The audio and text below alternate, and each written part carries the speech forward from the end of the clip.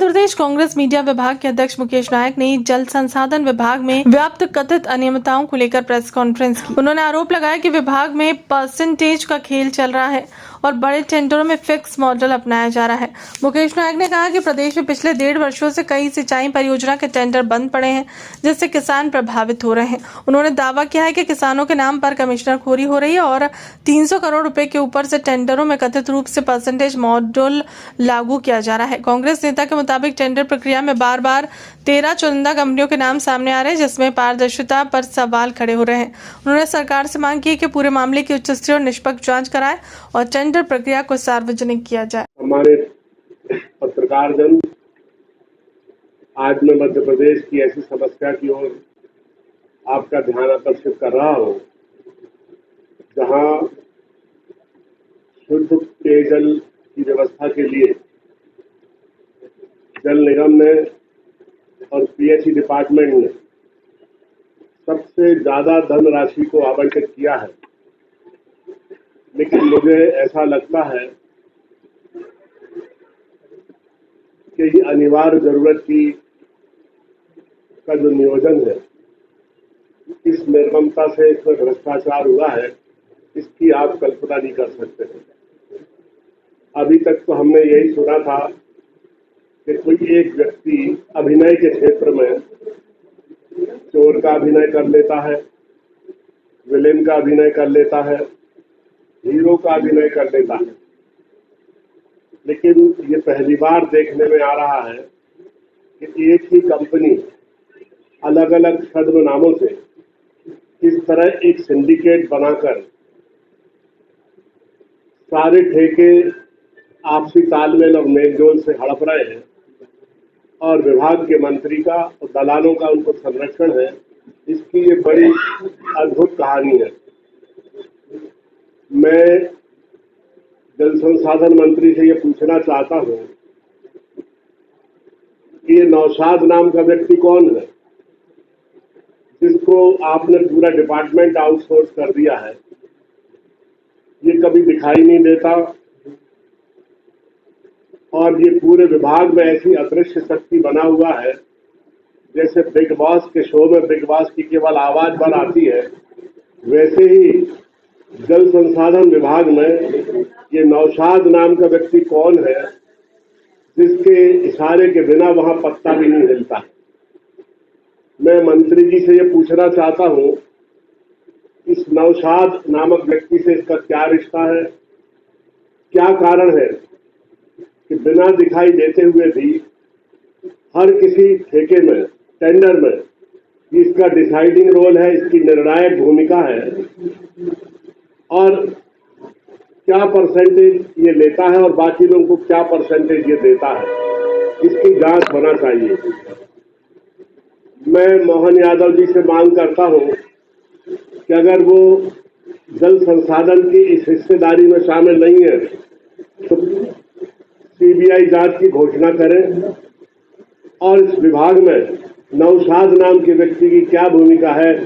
वैसे तो ये पब्लिक डोमेन में है, डिपार्टमेंट के सारे लोग इसको जानते हैं, आसपास की जो गतिविधियां हैं वहां सारे लोग इसके प्रभाव को जानते हैं, लेकिन आप इसको पब्लिक डोमेन में लाने की कृपा करें कि इस सरकार में और डिपार्टमेंट में ऐसी निर्लज्जता क्यों हो रही है।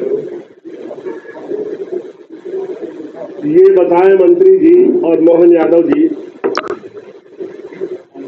कि ये मोंटेना कंपनी और राजीव मोंटेना, मैं इस सरकार से ये पूछना चाहता हूं कि मध्य प्रदेश में जो वन अधिनियम बना था, वन कानून बना था, उसके आज भी 2.5 लाख पट्टे विचाराधीन है, जिस पर सरकार कोई निर्णय नहीं कर रही है।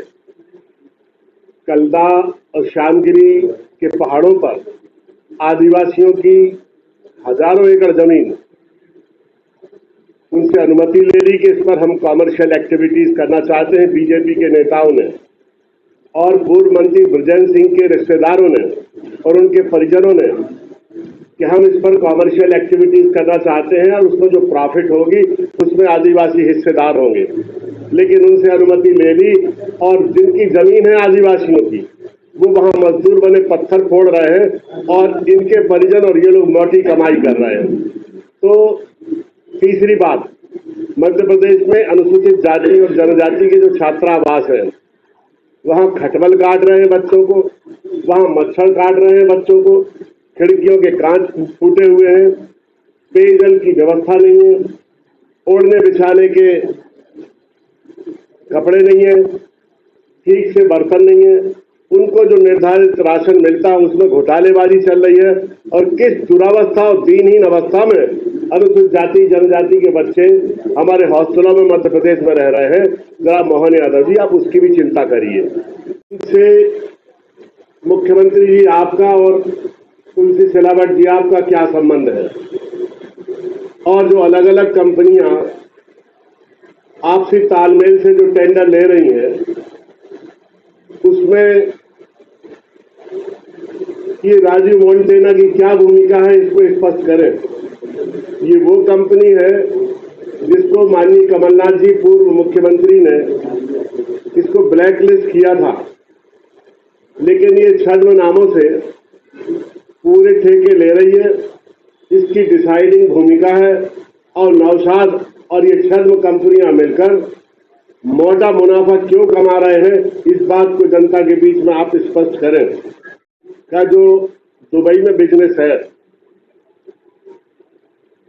अगर इस बिजनेस में ऐसी चर्चा है कि तुलसी सिलावट के परिवार के लोग इसमें शामिल हैं, अगर नहीं शामिल हैं तो वो बात स्पष्ट करें मंत्री जी, और अगर शामिल है तो वो बिजनेस डिटेल पब्लिक डोमेन में लाए कि कितनी राशि का उस बिजनेस में नियोजन किया गया है, कौन कौन से बिजनेस किए जा रहे हैं और हमारे देश का कौन कौन सा पैसा व्हाइट या ब्लैक उन बिजनेसेस में नियोजित हो रहा है, इसको जनता के बीच में स्पष्ट करें।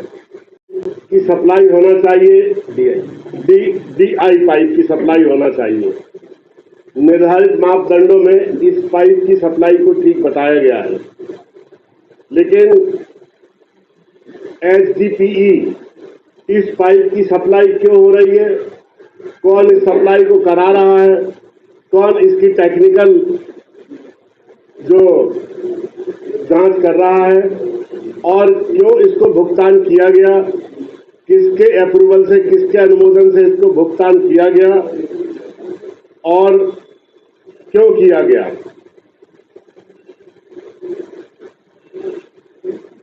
हमारे पास है, जैसा कि आदरणीय नायक जी ने कहा कि बीते 1.5 वर्ष से जल संसाधन विभाग का एक भी टेंडर नहीं लगा है। जल संसाधन विभाग वो विभाग है जिसकी आज कृषि कैबिनेट में जोर शोर से चर्चा होगी और सरकार कहेगी कि हमने हमारे कार्यखंड में कांग्रेस की सरकारों के बाद कृषि में सिंचाई का रकबा बढ़ा दिया। अगर 1.5 साल में सिंचाई का रकबा बढ़ा है मोहन यादव जी के आने के बाद, तो फिर बिना टेंडर के सिंचाई का रकबा कैसे बढ़ रहा है, ये चमत्कार बताएं। क्या ये भी दूध के रकबे की तरह बढ़ रहा है जो मोहन यादव जी बढ़ाना चाह रहे हैं? सवाल ये उठता है कि 1.5 साल पूर्व जो टेंडर लगे उसकी कॉपी हमने आपको दी है। इस कॉपी को आप गौर से देखिए। सबसे पहले एक टेंडर झाबुआ में हॉइस्ट स्ट्रक्चर इक्विपमेंट कंपनी को मिलता है। आप आगे पाएंगे कि हर टेंडर में ये L2 L3 में सपोर्ट में टेंडर डाल रही है। फिर फलोदी कंस्ट्रक्शन जो मनीष गुप्ता नाम के एक व्यक्ति की है, उसको लगातार टेंडर मिल रहा है और वही मनीष गुप्ता दूसरे टेंडर में सपोर्ट में टेंडर डाल रहे हैं। गिनी चुनी 11-12 कंपनियां इन पूरे टेंडर्स में आपस में हेरफेर कर रही हैं। हम ये पूछना चाहते हैं मोहन यादव जी से और तुलसी सिलावट जी से कि पूरे भारतवर्ष में 12 कंपनी है जो टेंडर डालेंगी मध्य प्रदेश में। क्या 12 लोगों का रजिस्ट्रेशन है?